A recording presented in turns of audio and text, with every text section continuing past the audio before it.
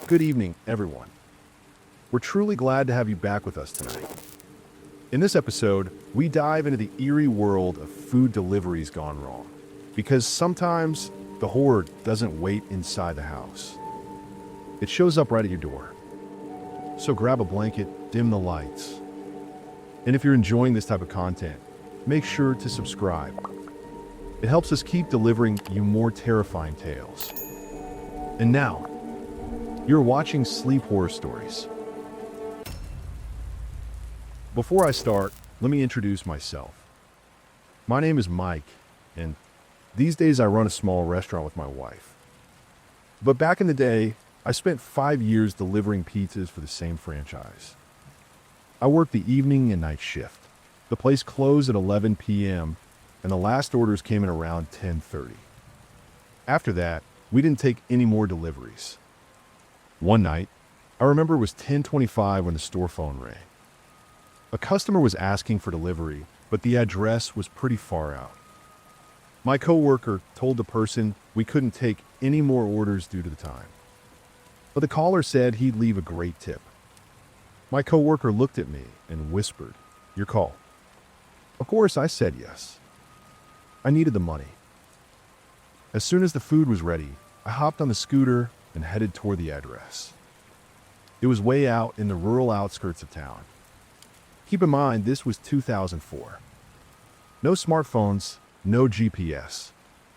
We had to rely on street signs and house numbers, which got tricky at night, especially when some streets didn't even have lights. Eventually, I got lost. I circled the same area over and over, trying to find the right house. At one point, I turned down a narrow, empty road. On one side, there was a huge, vacant lot full of overgrown trees. On the other side, the backyards of houses from the next street over.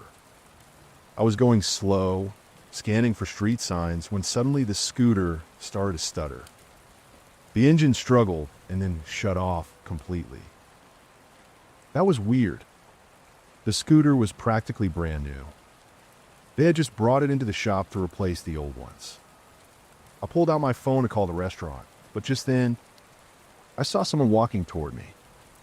The figure moved slowly, like he was limping. At first, I thought he might be drunk.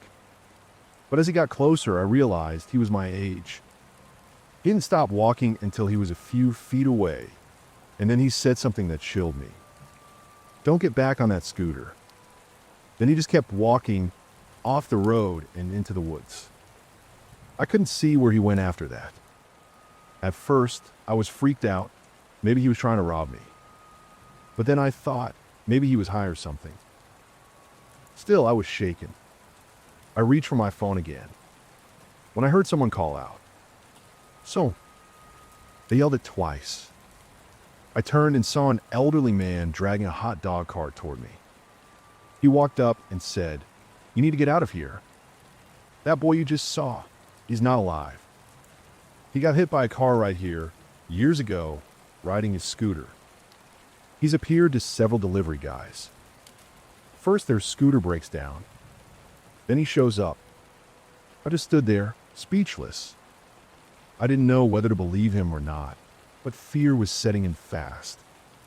The old man pushed his cart down the road and disappeared. Then my phone rang. It was my manager yelling at me. The customer had complained that the food was taking too long. I tried to explain everything, but he wasn't buying it. He reminded me the scooters were new and in perfect shape. I insisted, swore it was real. Then I tried turning the scooter on again, and it started up like nothing had happened. I got out of there as fast as I could. Eventually, I found the house. I rang the doorbell, nervous that the customer would be angry. But to my surprise, a kind woman answered. I told her I got lost, and she just smiled. "It's okay," she said, and still gave me a tip. While she was getting the money, I told her what happened on that street. She listened intently, her expression turning serious. Then she said, "Yeah, the story about the guy who got hit, it's true. Some neighbors with scooters say they've seen him too. That's why no one takes that road anymore." But what really caught her attention was when I described the hot dog vendor. She asked what he looked like. I told her, especially that he was really short. She paused and said, "That sounds like Mr. Raphael. He was well known around here for his food, but he passed away 2 weeks ago."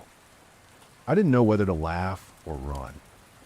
I can't remember exactly how I reacted, but seeing my face, the lady gave me an even bigger tip and told me to get home safe. I went back to the restaurant in shock. I wanted to tell my manager, who was locking up, but I couldn't. I just went home. And that night, I didn't sleep.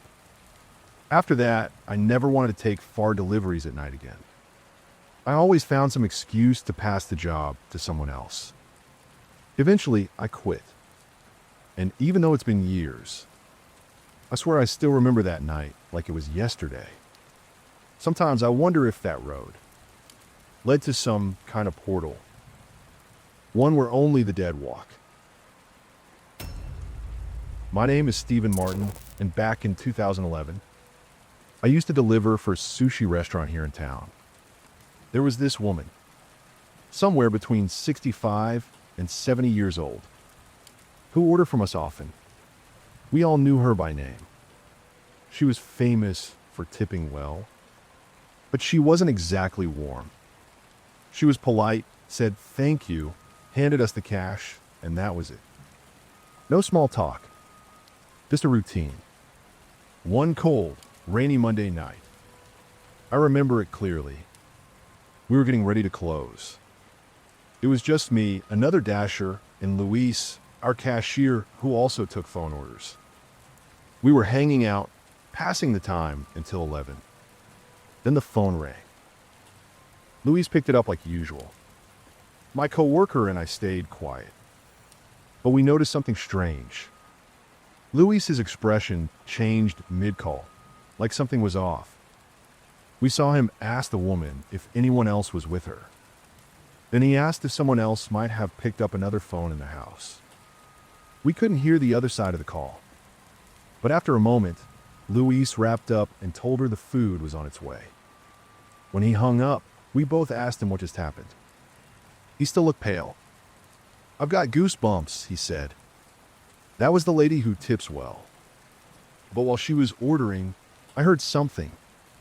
He said a second voice came through the phone. Deep, almost unintelligible. But what Luis could make out were phrases like, "The time has come," and "there's no stopping it." That's when he asked her if someone else was near the phone. She said no. She lived alone. She didn't even own another phone. Even after he told her about the voice, she didn't seem concerned. She just finished her order like nothing had happened. At that point, neither of us wanted to deliver the food, even with a good tip. So, we played rock, paper, scissors. I know, dumb, right? But that's what we did. I lost. So I had to go. I was nervous the whole way there. The rain, the silence, the empty streets. It all just added to the dread.